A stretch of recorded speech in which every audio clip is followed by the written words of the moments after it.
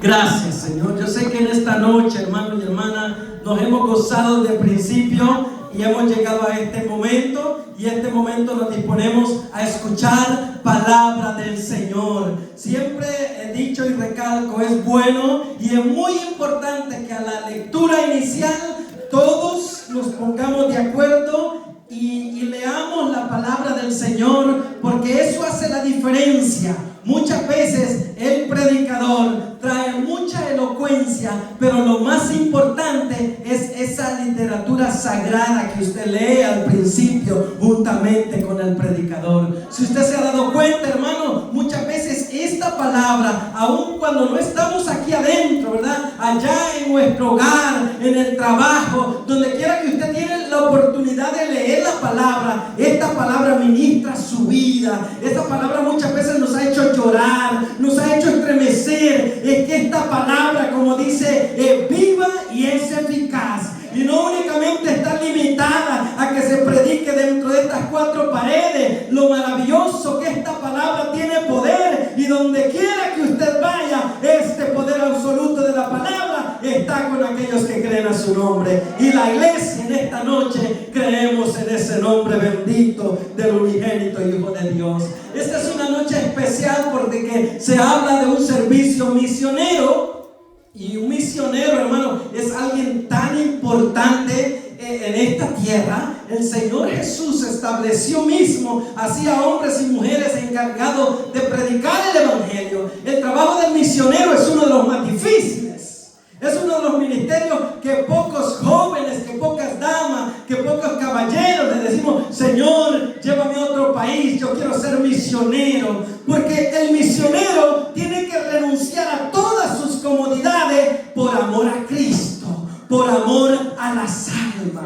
El maestro nos dedicamos en las iglesias, en los salones, en el instituto, y comenzamos a enseñar a un pueblo redimido en nuestra propia lengua. El evangelista va y predica en su propia lengua 3-4 días de campaña y regresa a su lugar de origen. El pastor se establece en un sitio y allí las ovejas llevan a ser pastoreadas por un pastor. Pero el misionero tiene que renunciar a sus bienes. El misionero tiene que renunciar a su lengua, tiene que renunciar a muchas cosas por amor a gente que él no conoce. El misionero tiene que pasar por procesos de preparación. El misionero tiene que aprender la cultura del lugar en que va a ir. El misionero tiene que aprender la lengua de aquel lugar que va a ir. El misionero tiene que aprender a comer los alimentos de aquel lugar donde va a ir. El misionero no es que va ahora y ya mañana está de regreso. El misionero muchas veces se queda por meses y por años estableciendo y enseñando un lugar para que el cuerpo de Cristo sea edificado donde quiera. Por tal manera, ¿verdad? Dios bendiga ese esfuerzo de esos misioneros, de esos hombres y mujeres que se han negado, han dicho a ellos no por decirle al Señor que sí, y ahora en cualquier lugar del mundo se encuentran predicando el evangelio de nuestro Señor Jesucristo. No es fácil la labor del misionero. Por eso decía al principio, no muchos le decimos al Señor: yo me quiero ir, y quizás muchos decimos: yo si me voy, pues me voy para mi tierra, allá le predico a la gente. Pero hermano, ¿qué pasa si el Señor nos manda a la India? Si el Señor nos manda a África, si el Señor nos manda a Japón, donde no es un país muy turístico, donde no es un país que nos vamos a sentir cómodos hablando nuestra propia lengua, donde muchas veces quizás vamos a ir a aprender un dialecto con tal de enseñar esta palabra del Señor Jesucristo? No es fácil abnegarse, pero ahora en estos tiempos hay escuelas especiales que preparan a los misioneros para mandarlos a esta obra. Pero es bueno también entender de que si bien es cierto, la preparación terrenal es importante, lo más importante sobre la sabiduría humana es la presencia y el llamado de Dios para una obra tan especial: predicar el evangelio de nuestro Señor y Salvador Jesucristo. Hermanos, cuando llegamos a este momento podemos considerar la idea del Dios Todopoderoso que creó el cielo y la tierra. Y muchos hermanos, cuando leemos el Nuevo Testamento o el Antiguo Testamento, muchas veces pensamos, ¿acaso el plan de Dios únicamente estaba para una nación específica? ¿Acaso cuando escuchamos hablar del plan de Dios para Israel, acaso será que Dios no únicamente creó al pueblo de Israel y al resto de la creación la creó para perdición? De ninguna manera, hermano. Dios creó al hombre con el fin de tener una comunión íntima con Él. Sea griego, sea gentil, sea judío, usted y yo somos creación. Somos imagen de aquel Dios sabio. Somos imágenes de aquel Dios poderoso que te creó a su imagen y a su semejanza. Por tal manera, a lo largo de las Escrituras encontramos la promesa de Dios de que alcanzaría las naciones, comenzando en Génesis, hermano, cuando Dios le dijo a Abraham que en él iban a ser benditas todas las naciones de la tierra, sin importar en qué lugar de la tierra estaría esa familia. Usted y yo estábamos ya, hermano, en los planes de Dios, que vendríamos a formar parte de esta familia de gente redimido, que adoramos y bendecimos el nombre de Dios Todopoderoso. Usted y yo, hermano, podemos sentirlos en un grado de alegría, de regocijo, porque usted y yo estábamos en los planes del Dios eterno para que esta noche estuviésemos acá. ¿Qué es lo que estamos haciendo? Usted y yo sabemos qué venimos a hacer. Y cuando vemos esto, hermano, a la luz de la palabra, nos damos cuenta que pasa de Abraham y llega y el Antiguo Testamento, en Malaquías capítulo 1, versículo 11, dice que de donde el sol nace hasta donde se pone, es grande mi nombre entre las naciones. ¿Qué significa esto? No únicamente está hablando de la nación del pueblo de Israel, estaba hablando de las naciones conocidas en aquel tiempo, pero también del lugar más remoto, de El Salvador, de Guatemala, de México, de República Dominicana, de Puerto Rico. Donde quiera que usted venga, ahí es engrandecido el nombre del que vive, ahí es engrandecido el nombre del que viene, ahí es engrandecido el nombre de aquel que tiene poder, hermano, que liberta y que sana al vil pecador. Por eso es tan importante que donde quiera que esté un cristiano, el nombre de Dios tiene que ser engrandecido. Usted y yo, hermano, tenemos un compromiso delante de Dios. ¿A cuántas millas está de su tierra? ¿Cuántas millas usted, hermano? La mente del ser humano es tan finita que muchas veces la distancia no permite que recordemos muchos detalles del lugar donde usted viene. Usted se acuerda de algunas cosas del lugar, pero hay detalles de su pueblo que la mente no es capaz de recordar. Pero en la mente de Dios, ¿sabe? Porque la mente de Dios es infinita. Y el propósito de Dios es que el lugar donde un cristiano estuviese, de donde un hijo de Dios estuviese, su nombre fuera engrandecido. La pregunta es, ¿está engrandeciendo el nombre de Dios en el lugar donde usted se encuentra? ¿Dónde engrandecemos el nombre de Dios? ¿Dónde está la necesidad? Aquí con trabajo muchas veces levantamos la mano y adoramos. Pero hermano, quizás, mire, si usted no tiene mucho ánimo de adorar cuando llegue allá, pero cuando vea a un necesitado, pero cuando vea una necesidad de que alguien vea a Dios glorificado en su vida, olvídese de la pereza, olvídese de los problemas, olvídese de la enfermedad y deje que el mundo vea a Dios glorificado a través de sus labios, a través de las circunstancias, a través de su proceso, a través de su enfermedad. Alguien tiene que ver a Dios glorificándose en usted.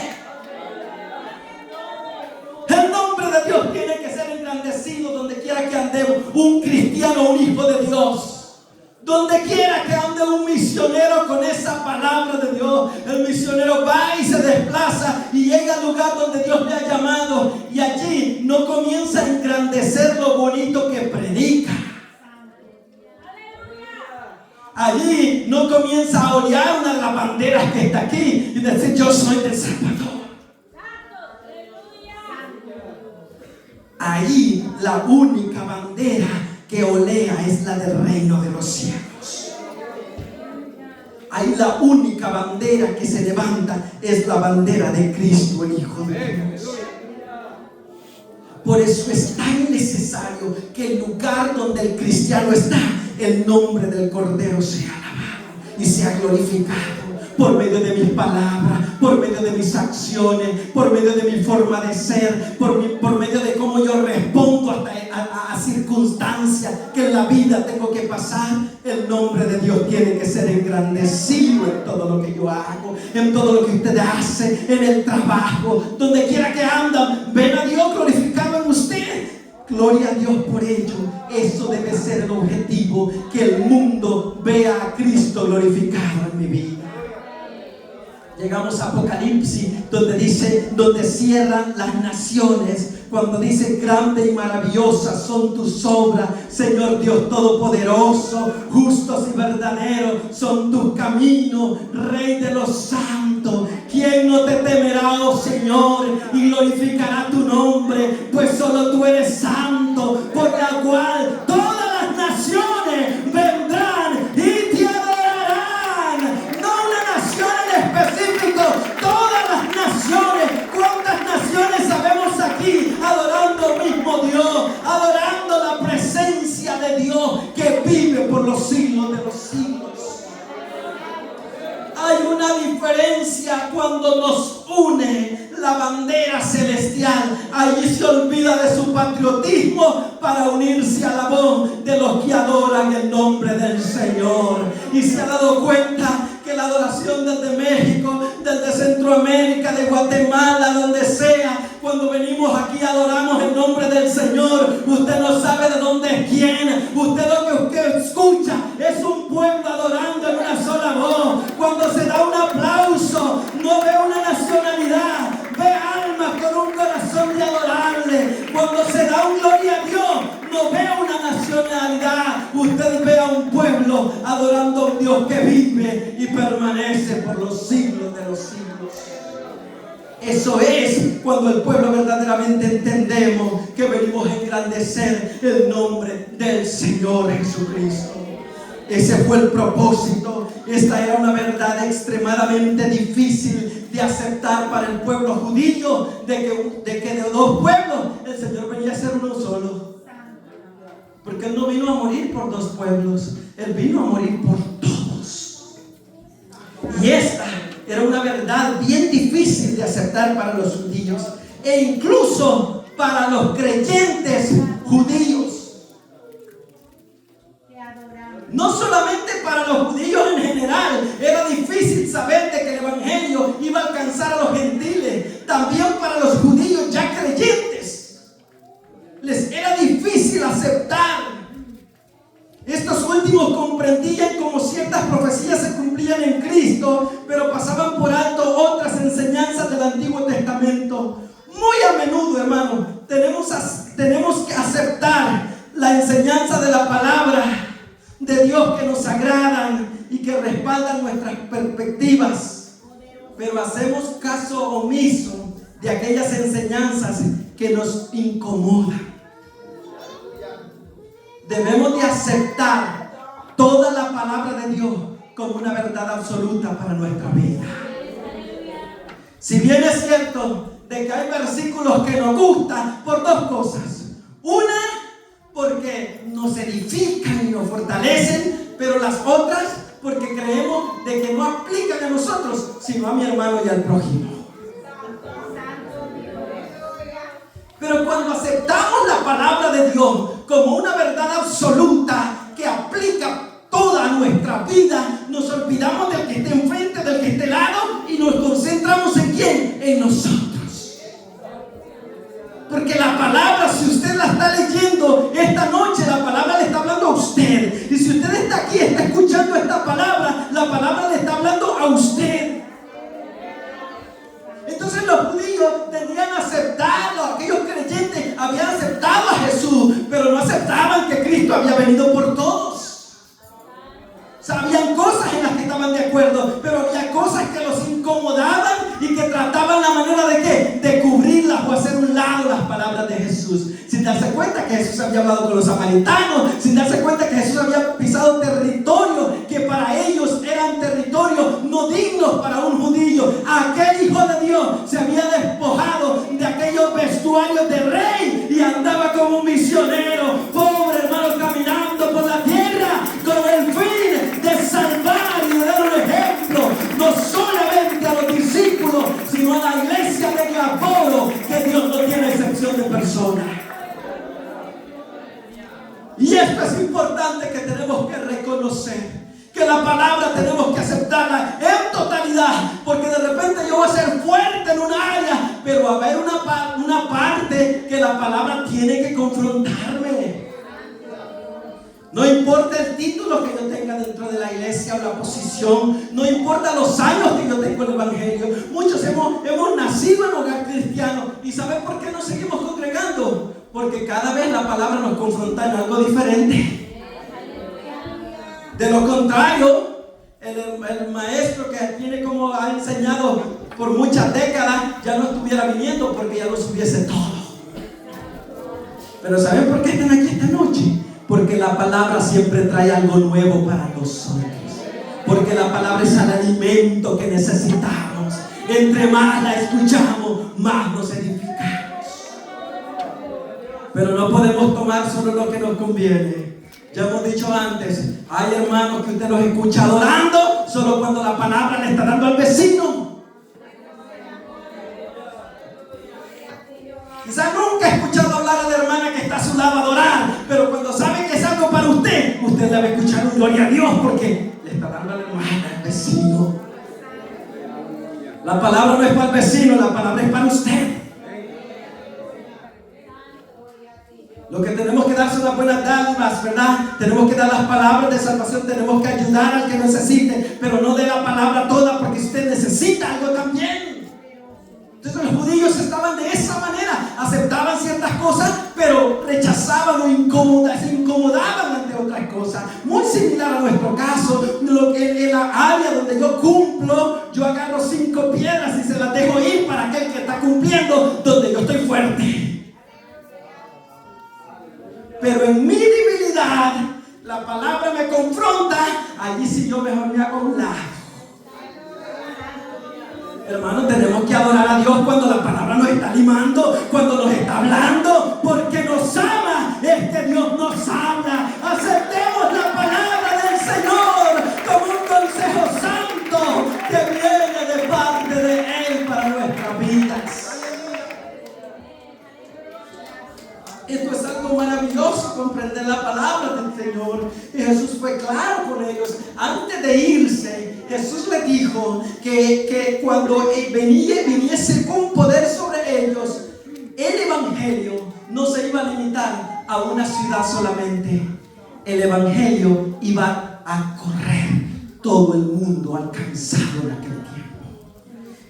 Dice que en Hechos capítulo 1, usted lo conoce, donde Jesús con sus discípulos, cuando le dijo: pero recibiréis poder cuando haya venido sobre vosotros el Espíritu Santo, y me seréis testigos en Jerusalén, en Judea, en Samaria y hasta lo último de la tierra.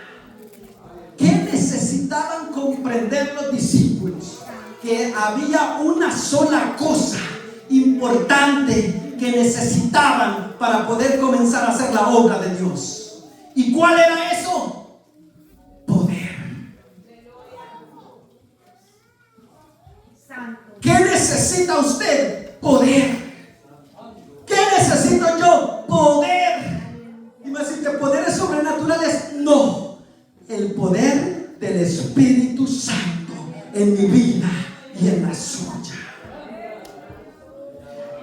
Dice que lo primero que habían de recibir era poder, el poder del Espíritu Santo. Este poder es grande, hermano. Esto tiene que ver con la condición del testimonio cristiano. Uno puede tener mucho talento, una gran instrucción, una amplia experiencia, pero será incapaz si carece el poder espiritual. ¿Qué es lo que sucede, hermano? El Espíritu Santo es el que llena.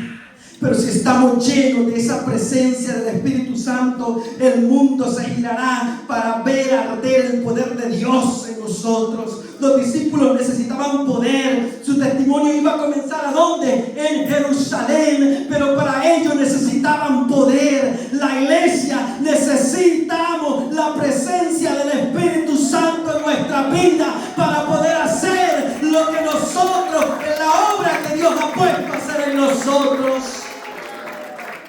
¿Por qué es necesario el poder? Porque el poder transforma. El poder liberta. El poder, hermano, cuando hablamos del poder es más que palabras bonitas. El predicador, podemos tener elocuencia, pero si el mensaje está vacío en la presencia de Dios, aquel fue un sermón lleno de homilética, pero vacío de la presencia de Dios. Por eso es que el predicador, el evangelista, el misionero, lo que necesitamos es la presencia del Espíritu Santo de Dios. Usted la necesita, yo la necesito, los músicos la necesitan. Eso es lo que hace una iglesia que sea fuerte en presencia del Espíritu Santo de Dios. ¿De qué nos sirve 3 pisos aquí si las reuniones son monótonas y no pasa nada? ¿De qué sirve que los músicos se pongan de acuerdo y la voz salga muy afinada y las cuerdas muy en acuerdo con la melodía que se está cantando, pero si la presencia de Dios y el poder no está allí? ¿De qué sirve? El poder es el que transforma. A usted no lo transformó ninguna palabra de humana. A usted lo transformó la presencia del Espíritu de Dios. Yo puedo pasar toda la noche aquí predicándole, pero si la presencia de Dios no le transforma, va a salir de la misma manera como entró. Es que es el poder el que tiene esa capacidad de llegar a lo más profundo de su corazón. Es por eso que es importante que si algo tenemos que ser sensibles es al poder de la presencia de Dios en nuestras vidas. Pero ¿qué pasa cuando hay una indiferencia? Usted sabe que muchas veces el poder quiere hacer lo que tiene que hacer, pero está uno, dos y los demás. Hay una indiferencia, como si no estuviésemos hablando el mismo lenguaje. De esa manera no se logra que la iglesia avance con el poder que Él prometió tener a la iglesia. Porque dentro de las mismas paredes estamos 100 y no estamos de acuerdo. Y el poder queriéndose manifestar. 1 que 3 adorando y los otros mirando la hora que ya es hora de irnos. El poder no funciona así. El poder de Dios es algo que te transforma. Más palabra escucha, más anhela tu corazón. Más le adora, más quieres adorarle. Te olvidas de todo lo que dejaste, porque llegaste a adorar, a bendecirle. Te uniste con el que cantó, adoraste en todo momento y te fuiste con el corazón satisfecho y dijiste: yo sé a lo que vine. Esto es algo maravilloso. La lucha más grande de los cristianos muchas veces no la tenemos cuando venimos en camino, sino sentaditos en una banca. Si usted no se pone en el lugar con la concentración y la meditación que Dios lo quiere tener aquí, allí en esa banca usted va a estar, pero su mente va a estar fuera de aquí. ¿Por qué? Porque tenemos nuestra mirada, tenemos nuestro pensamiento y el Espíritu allí hablando, transformando a aquellos. Ve a alguien quebrantado, pero usted no siente nada. Ve a alguien lleno de la presencia de Dios, pero usted se pregunta: ¿y esto qué pasó? O es que aquel está emocionado. Déjelo, si es emoción lo que sea, no es un problema. Déjelo que adore la presencia de Dios. Adore usted para que se mueva, no por una emoción como aquel, sino llore y va delante de la presencia para que verdaderamente sienta la presencia de Dios en su vida.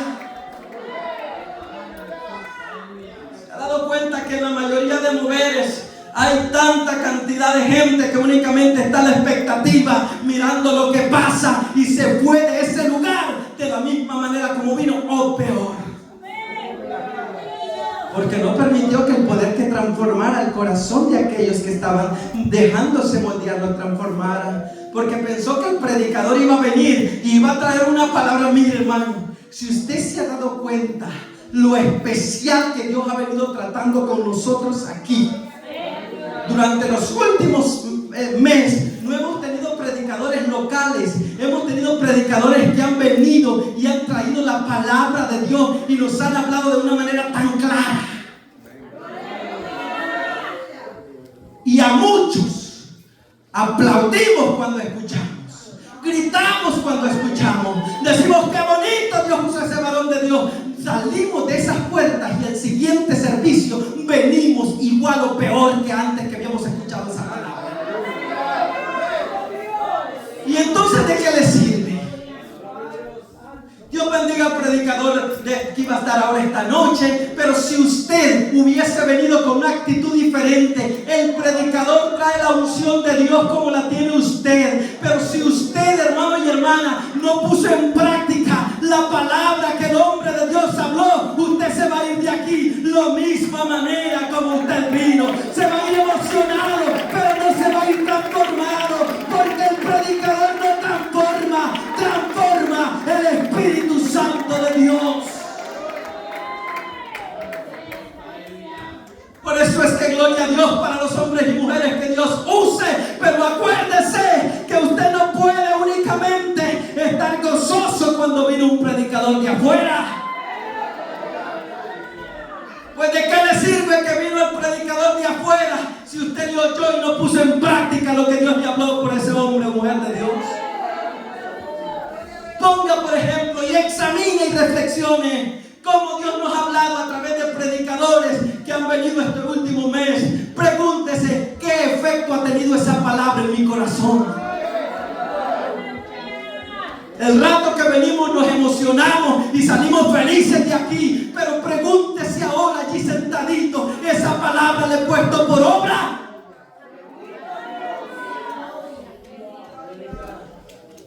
O ya ni me acuerdo de ese mensaje tan glorioso y tan fogoso.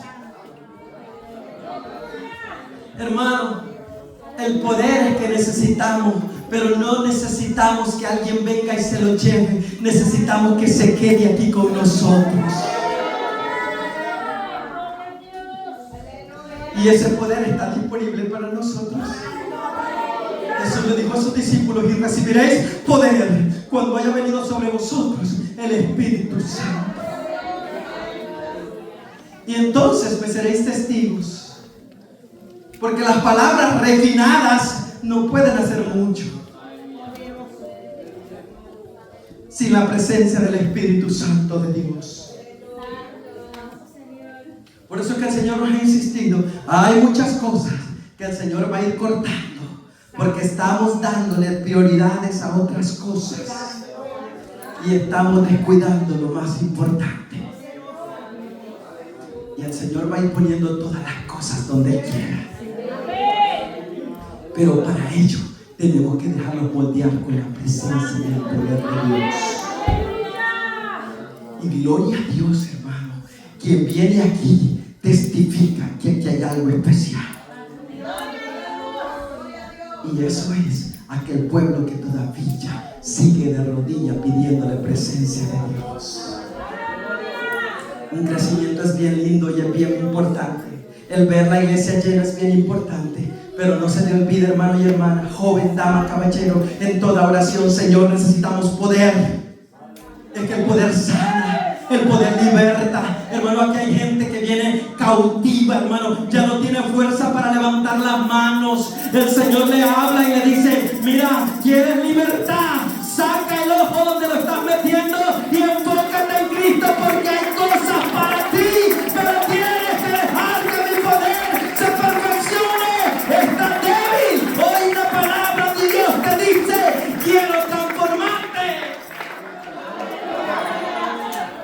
Pero tenemos que dejar de poner la mirada en alguien más y concentrarnos en el poder que está a disposición para nosotros.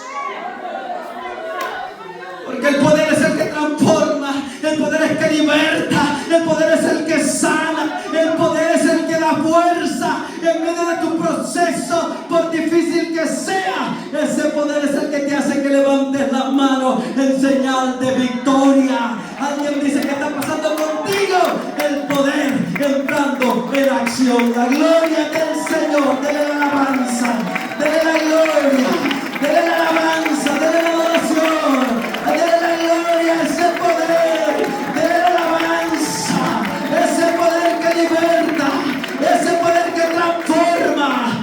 Ese poder es el anhelo de mi corazón y del suyo. Ese poder que iban a testificar, ¿dónde? En Judea. Iban a predicar en aquella ciudad, comenzando por Jerusalén, aquella ciudad que fue el escenario de la crucificación de Jesús. Ese mismo sería el escenario de aquella obra que nacía con la predicación y la evangelización de todas las naciones. Aquella ciudad en la que murió, allí comenzó el testimonio. La sangre de Cristo tiene poder. Muchos que estaban allí cerquita, aún mirando esa sangre correr, no creyeron ese mensaje. Pero a unos que muchos miles de años más atrás nacimos, creímos en esa sangre poderosa, en esa sangre que rocea, esa palabra que transforma, esa sangre que liberta, esa sangre que perdona, esa sangre que transforma, esa sangre que quita el pecado del mundo. Le hemos creído a Él. Eso es lo maravilloso. Allí en Jerusalén llega a Judea, y no era tan difícil, pues era una ciudad vecina. Pero cuando llega a Samaria, las cosas ya se estaban poniendo un poco difíciles. ¿Por qué? Porque ellos aceptaban la palabra, pero la que le convenía. Llegaban a Samaria y los samaritanos eran muy despreciados, aunque estaban más cerca que los gentiles, porque los samaritanos eran mezclados.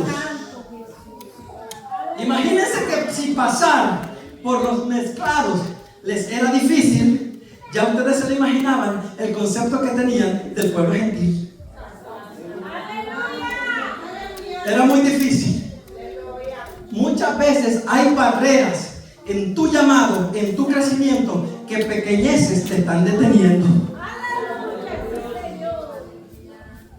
Mira, hermano, las luchas de los cristianos en estos tiempos modernos no son comparadas a las luchas de la iglesia primitiva. Y a medida la comunidad ha comenzado avanzando, la comunidad del cristiano se ha echado para atrás. Mire, al cristiano no le importaba si tenía que morir por la causa de Cristo. ¿Y eso qué lo hace? ¿Lo hace que usted haya sido toda una vida cristiano? No. ¿Lo hace que usted haya estado en un instituto 4 o 5 años? No. ¿Lo hace que venga todos los días a la iglesia? No. ¿Sabe quién le da ese poder? El poder del Espíritu Santo. Usted le pregunta a un joven, ¿qué pasa si te aparece un endemoniado? Y el joven se le dice, yo me le corro. Otro le dice, yo voy a traer al hermano tal. Otro le dice, yo voy a traer a otro hermano. ¿Y usted a quién va a llamar?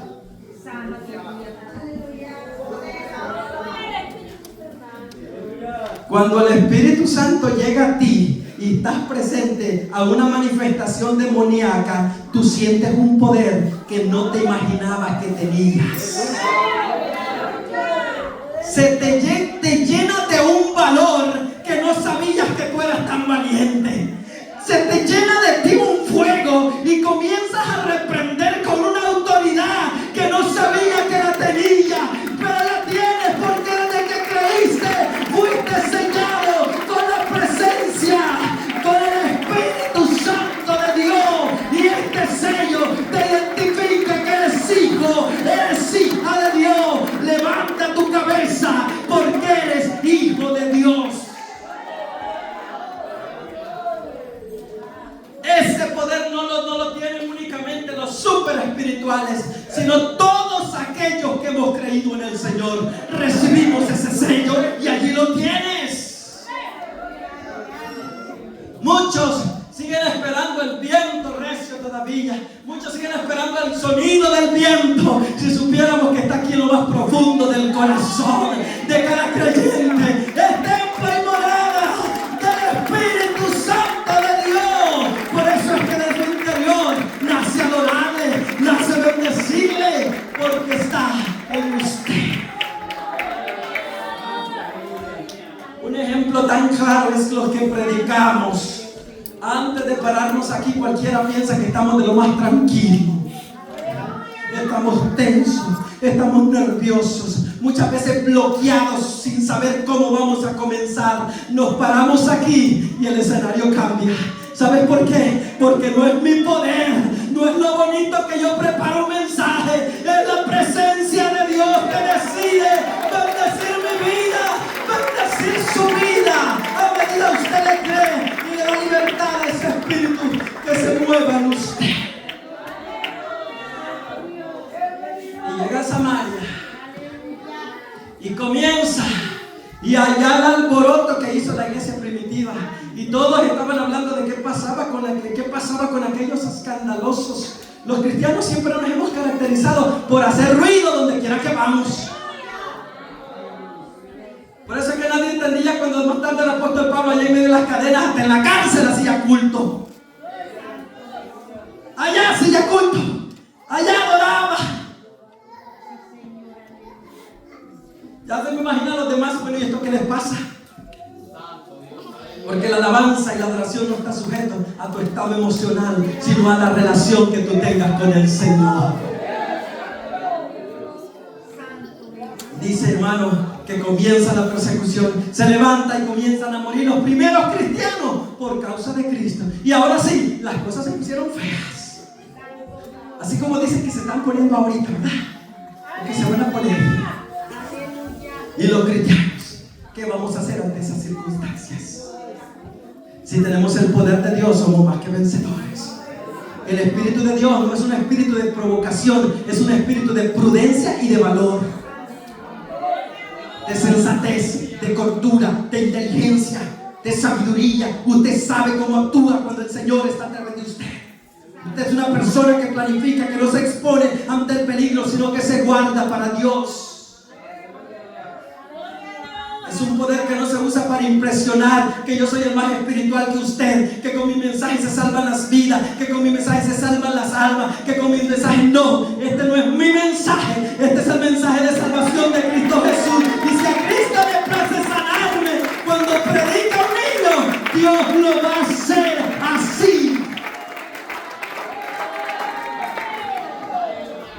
Porque es el poder de Cristo, no el poder de nosotros. Por eso es que es bien importante que nosotros entendamos esto, que esta palabra produjo. Muere el primer mártir cristiano, conocido usted muy bien, lo conoce como es Esteban, hermano, y comienza aquello. Y aparentemente, hermano, los cristianos dijeron, aquí renunciaron muchos. Que renuncie el enemigo. Por eso, hermano, si a sus pies todavía no han matado a un cristiano, no tiene excusa por volver atrás. Si a los pies suyos todavía no ha muerto nadie por la causa de fe, mire que lo quiere detener para el mundo no es una cosita tan difícil como esa que ellos pasaron. ¿Se imagina usted que uno de nosotros esté siendo apedreado en frente de usted y muriendo por la causa de Cristo? ¿Para dónde agarraría usted? No esperaría su pedrada, ¿verdad? Usted quizás saliera corriendo, pero no fuera a negar su fe y a encerrar su talento. No, allá donde usted fuera huyendo, allá fuera predicando el evangelio de Cristo. Donde tú estuvieras luchando por su vida, allá fuera predicando y diciendo: Cristo sana, Cristo salva y Cristo viene pronto. Y si muero para Cristo. Así iban los judíos, corriendo, huyendo, pero llevaban viva la esperanza del evangelio. Es que mire, hermano, en la tribulación más grande usted puede estar, pero el amor de Cristo no puede morir en usted. Si verdaderamente ha conocido a Cristo, en la circunstancia más difícil usted va a estar, y allí Dios le va a dar una palabra para alguien que la necesite. hospital, en la prisión, en una tribulación, en una tristeza, en una fiesta. Allí Dios va a poner a alguien. Y el amor de Dios allí lo va a transmitir. Porque las naciones y la gente ven a un hijo de Dios glorificándole en cualquier circunstancia. Y estos llevaban, y dice que iban, pasaban los judíos y llevaban y miraron que mataron a Esteban y pasaron hasta Fenicia y llevaron a Chipre y pasaron a Antioquía, pero no hablaban a nadie palabras sino a los judíos. Eran bien patrióticos, hermano. Y el patriotismo dentro de los propósitos de Dios no ayuda de mucho. Es que la bandera de Cristo no tiene colores terrenales. A Jonás el patriotismo lo alejaba del mensaje de Dios, porque amaba celosamente a su pueblo y no estaba dispuesto a traicionar y hablar a un pueblo enemigo de sus hermanos. Pero usted ha escuchado testimonios de hombres de Dios que han tenido que ir a predicar el evangelio a quienes han hecho daño a los miembros de su propia familia. Para el mundo eso es locura, pero para los hijos de Dios es el poder transformador del Espíritu Santo. Por eso es que no creemos en los evangélicos, en los cristianos, que aún sentado en la banca no pueden amar al que está a su lado, que Él no le ha matado a ningún ser querido. No hay una excusa para que usted no tolere a su hermano o a su hermano. No hay una excusa. Hombres de Dios de tiempos pasados y en tiempos modernos han tenido que ir y pedir perdón a quienes han asesinado a seres queridos. ¿Quién se cree usted? ¿Y quién me creo yo para poder segregar el amor de Cristo en mi vida? O estamos o no estamos, o somos o no somos. En Cristo hay una bandera y es la bandera del amor. Y pasan y llegan y siguen predicando, pero más sin embargo dice que había entre ellos unos varones de Chipre y de Cirene, de los cuales cuando entraron en Antioquía hablaron también ¿a quiénes? A los griegos. Ahora bien, hermano, habían sido esparcidos a causa de ¿qué? De la persecución.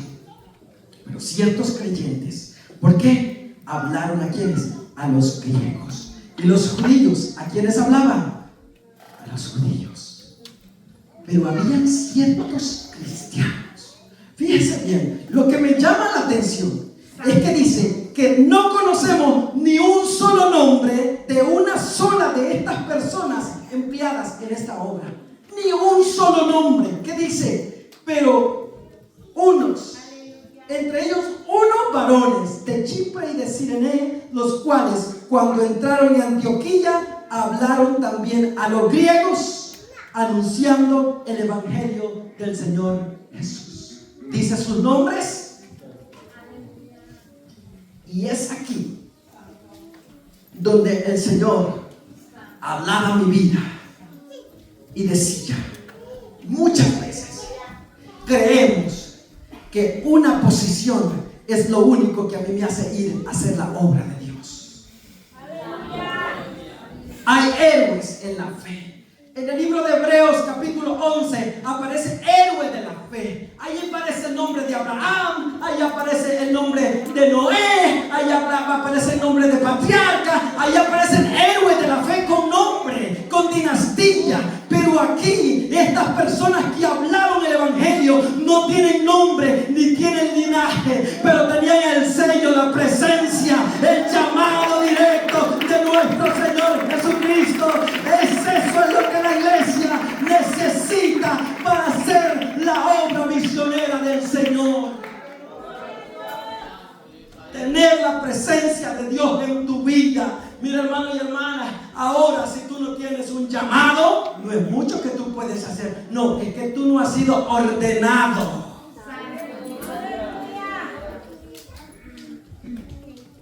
No, es que tú no has sido consagrado para eso. Y hay mucha obra de Dios, trabajo que por falta de gente ordenada. Deje que el Espíritu Santo lo ordene y comience a hacer lo que el Señor le está puesto a hacer. Hay gente dentro de la iglesia que el Señor, el Espíritu Santo, le ha dado trabajo, le ha dado misión, y mire, ahí está, metido en problemas con Dios, porque le tiene miedo a aquel que dirá. Mire, estos hombres sin nombre y sin apellido, ellos desafiaron un ordenamiento. Ellos sabían que se podían meter en problemas con la iglesia de Jerusalén, porque le estaban hablando a los griegos. Ellos sabían que estaban desafiando, ellos sabían que estaban haciendo algo. Y con eso no quiero decirte que yo voy a ir sobre el evangelista, sobre el misionero. No, eso quiere decir que muchas veces a mi lado yo tengo un necesitado y estoy esperando que venga el líder, estoy esperando que venga el pastor, estoy esperando que venga el diácono. Hazlo tú, el Señor te lo ha puesto a tu lado. Haz la obra que Dios ha puesto.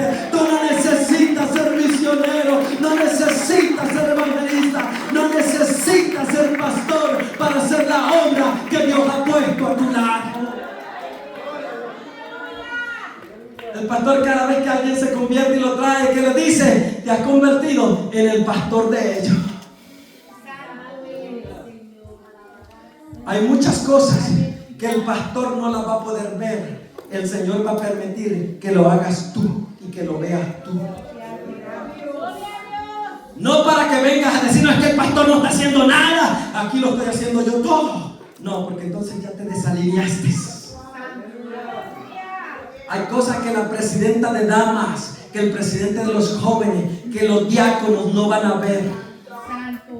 Es porque el Señor quiere que lo hagas tú. No para que te vanaglories ni para que digas no están haciendo nada. Hermano y hermana, el Señor te lo puso en tu corazón. Tú eres responsable por eso. Hay cosas que yo no veo, hay ideas o consejos, muchas cosas que Dios le revela a usted, y cuando a mí me las comenta yo me sorprendo porque nunca me las imaginé.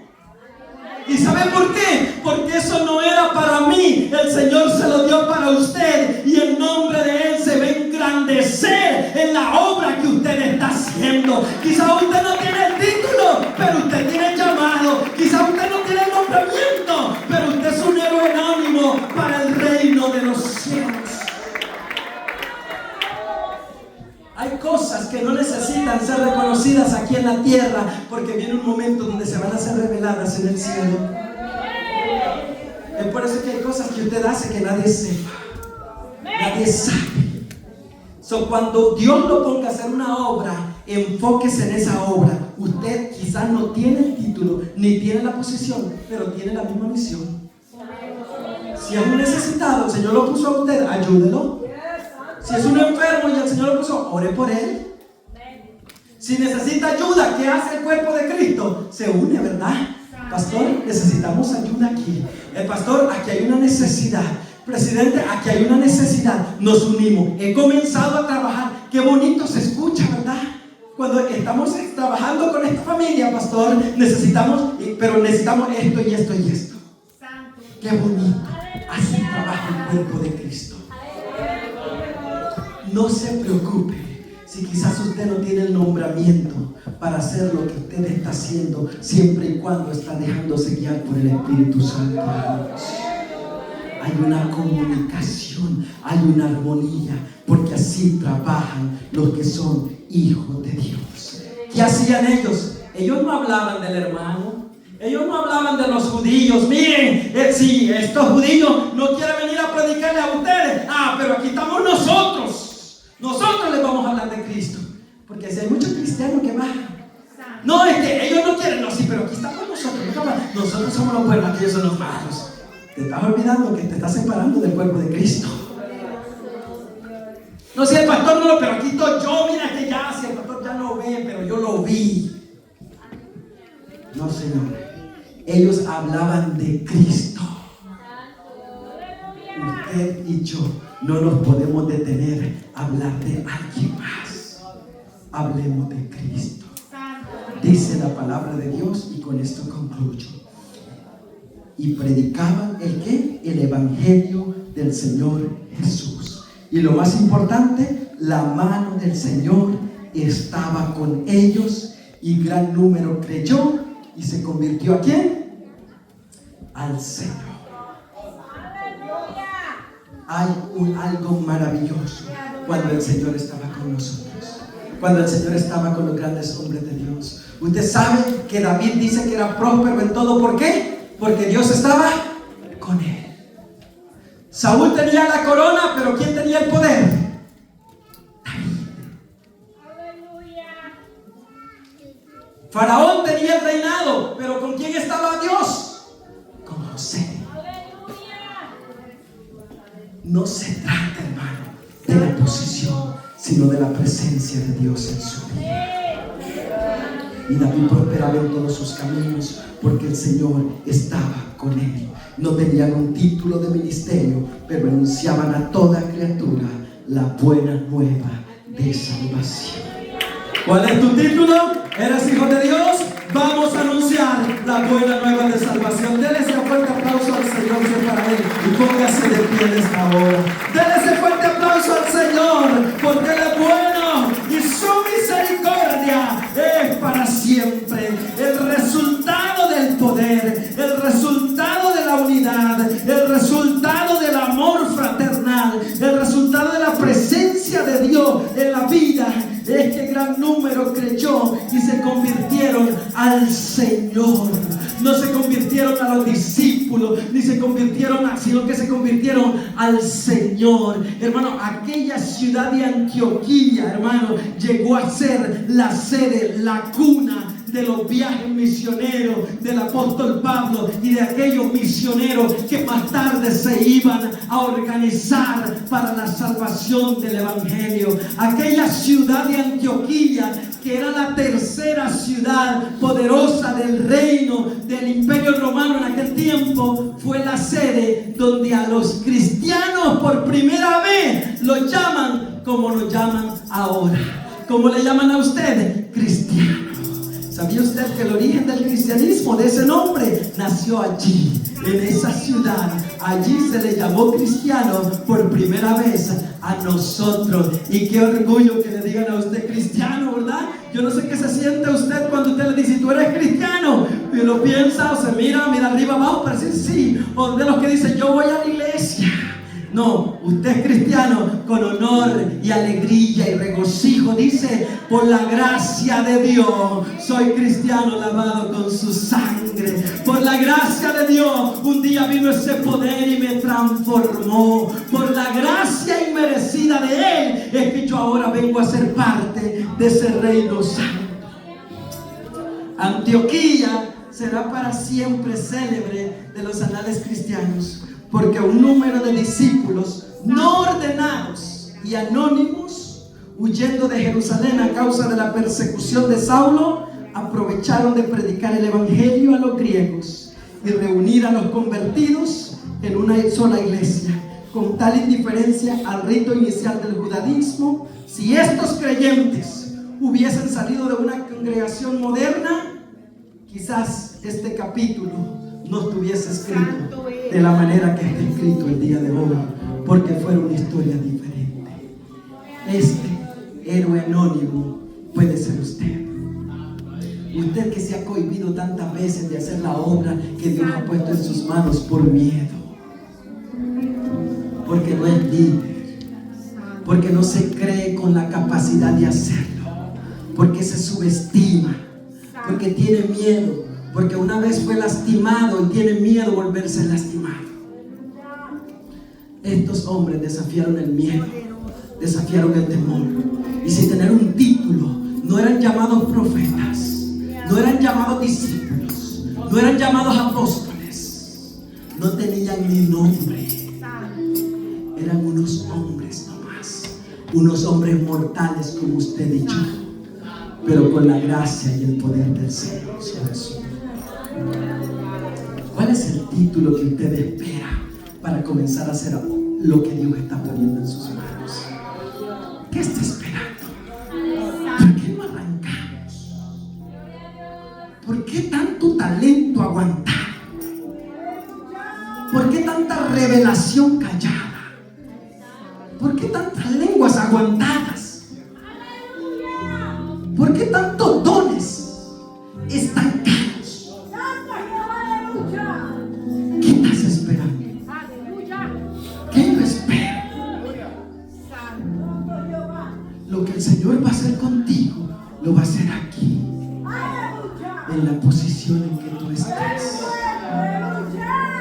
Cuando el Señor te lleve a la cima, te va a sacar del lugar, te va a llevar con una misión, pero no vas a ir solo, vas a ir con el poder de Dios. Si tú necesitas fuerza, esta noche estamos aquí para orar por ti. Si tú estás enfermo,